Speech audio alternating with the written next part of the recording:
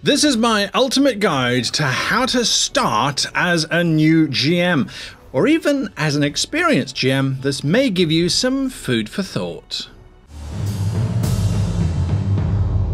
Hello and welcome to this episode of How to Be a Great GM. My name is Guy, and today I'm going to talk to you about how I think new GMs should be going about starting the process, because it can be incredibly daunting. And I wish I remember my first few sessions as a GM, but they were so long ago, so long ago that I don't remember. What I do remember is failing multiple times, starting up a campaign going, oh, this is amazing, it's going to be so cool, and then watching as it crashed and burned and died because people lost interest, or I lost interest. That was one of the biggest factors for me. Was just, it's like, oh, I'm bored with this idea now. Let's go and do something else. I want dinosaurs now. I want dinosaurs.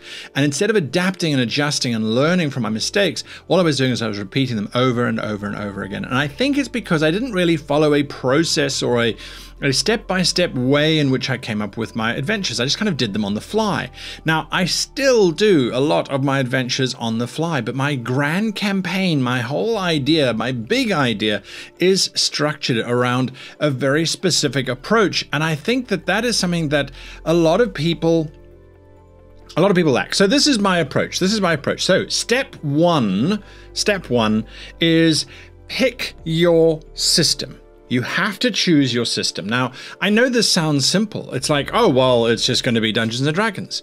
Well, why not? Dungeons and Dragons is the most popular role-playing game out there. Everyone has had some kind of experience with it, whether it's playing it, whether it's the only system they've ever played, first system, last system, all those kinds of wonderful things.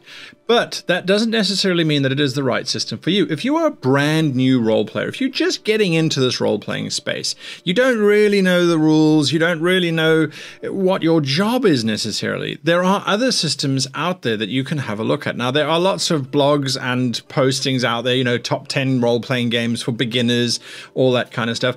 I would advocate, if you want to start with something simple, if you want to start with something that doesn't have a lot of rules, go back and look for something like Dungeoneer by Steve Jackson Games. I still have that on my bookshelf. Oh, it's down there.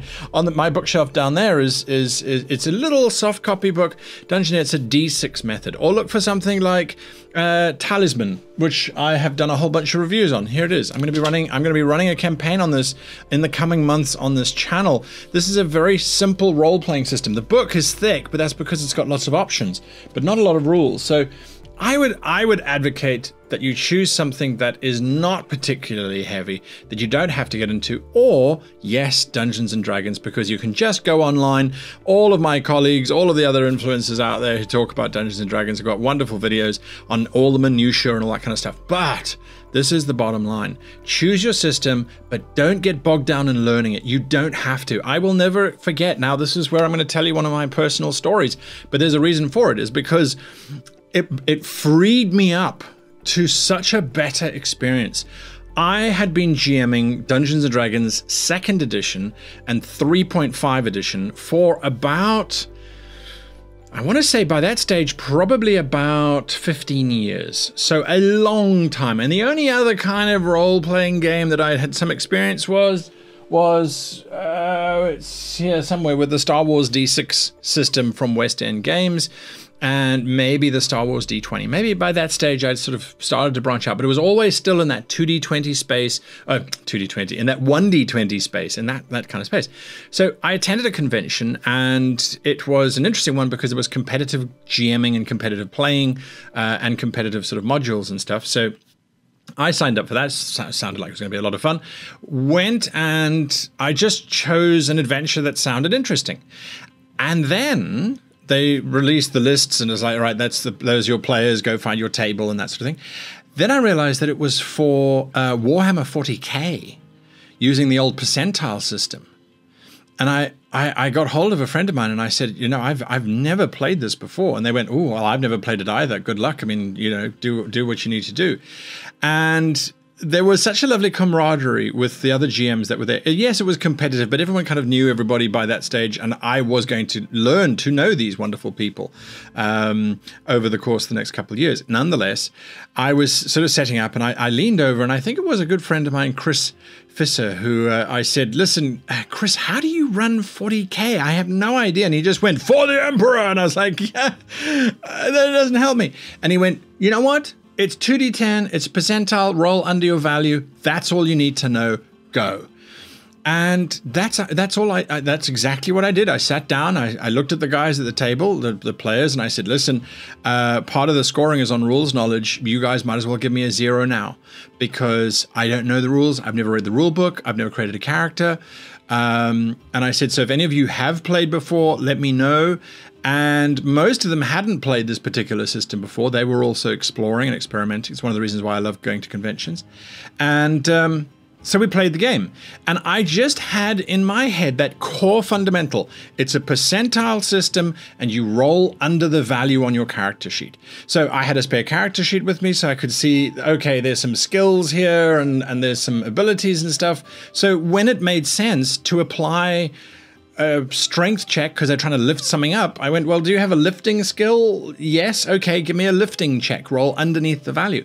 We had an amazing time. And at the end of it, they all said, well, we're going to rate you 5 out of 5 for rules, because it never felt like the rules were wrong. It never felt like the rules were unfair. It didn't feel like the rules were anything other than just there to allow us to have fun. And so that was a major eye-opener for me. I'm sorry, this is going to be a long video, but bear with me, folks. I'm going back to my old system of me just talking to bullet points, because that's what it is.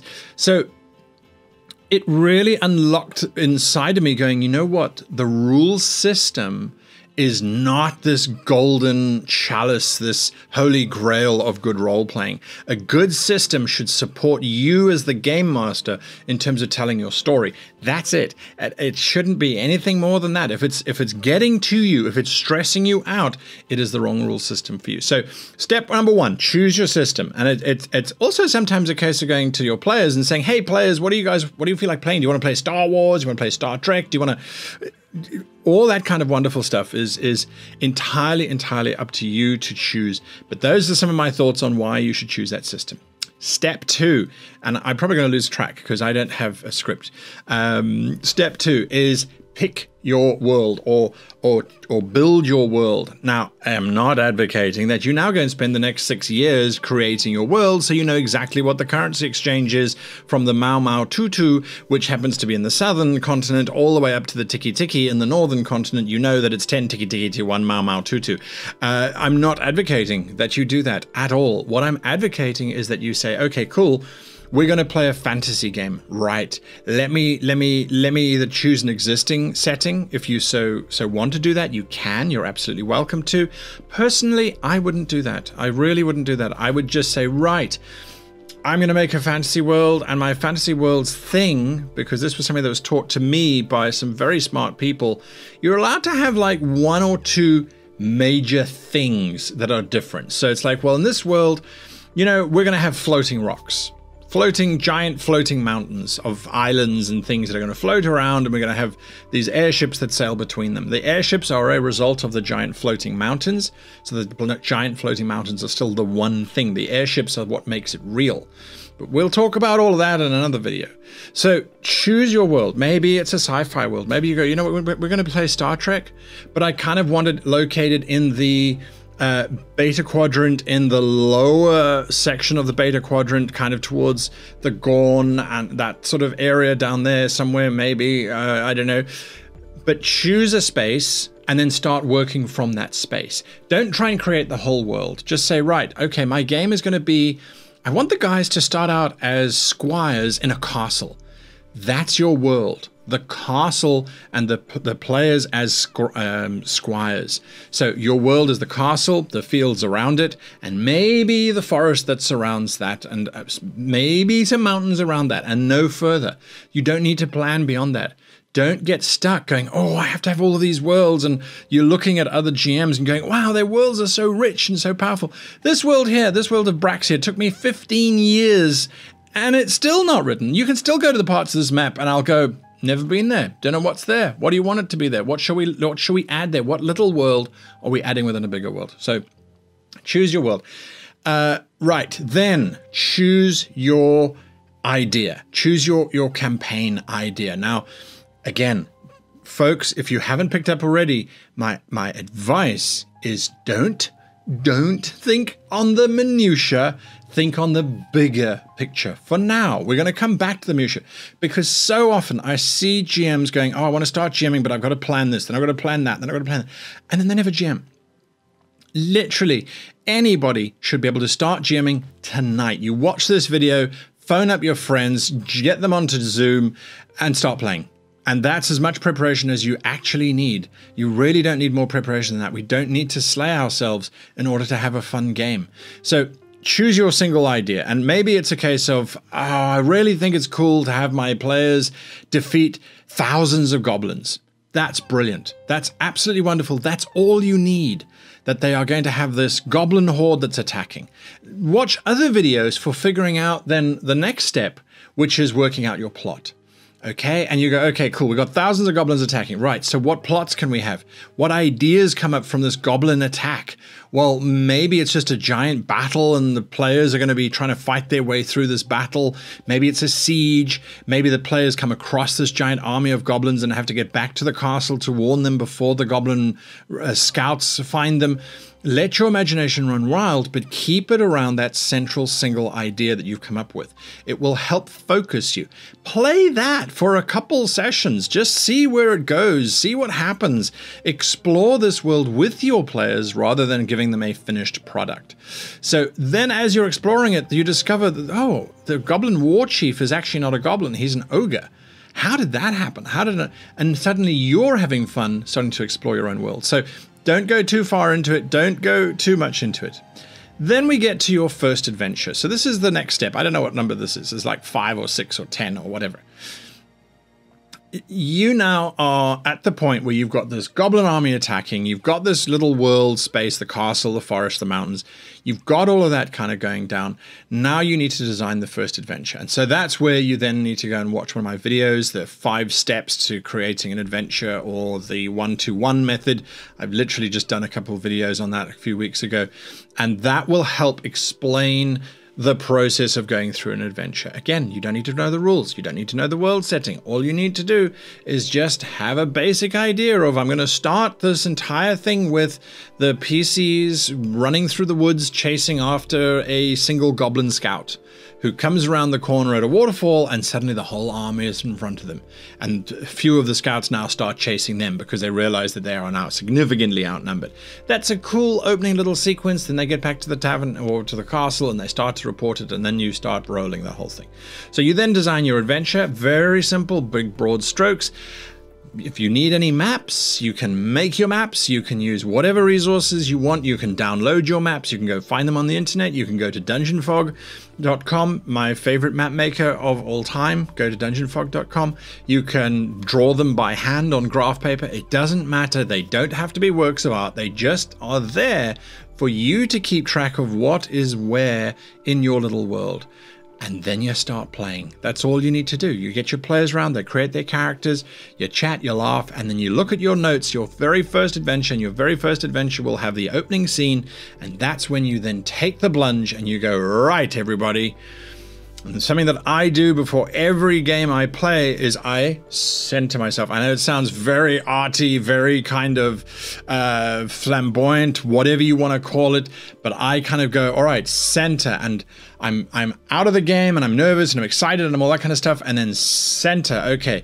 Bring myself into that headspace of, we are now going to play a game. We're going to do some role playing. I'm going into this fantasy world so that I can see that castle in front of me with its great big square north tower that's got the shingled roof and those old pennants that flap lazily in the wind next to the crow's nest, which has been there forever, and they've just never removed it down. You know, so you sink yourself into that world and then just run with it. Just run with it and see where it goes. You've got some basic plans. You know there's goblins out there. Whatever the players are doing, let them do their thing. And then after you've done that a couple times, you might go, okay, cool. That was so much fun. Now, how do I make it better? And then you come and absorb more from this channel in terms of improvisation, in terms of NPCs, in terms of better structure for your plots and your stories and incorporating your NPCs. You do all of that after you've played a couple games. And I promise you, you will have a much better experience as a result of that. Anyway, those are my thoughts on how you should start GMing, how you should just jump in and just do it. Few couple steps, shouldn't take you very long. You shouldn't need more than an hour or two of prep time, if at all, and then off you go. Don't over prep, you're just wasting your time. I can't emphasize that enough. Anyway, those are my thoughts. What are your thoughts? Leave your thoughts down below. Subscribe to the channel or share the channel with your friends. If you're excited about playing some role-playing, you're not entirely sure what's going on, send this video to your friends and say, hey, look, I really want to have fun. I really want to go to that castle. I want you guys to be squires or to be Jedi, or let's have some fun.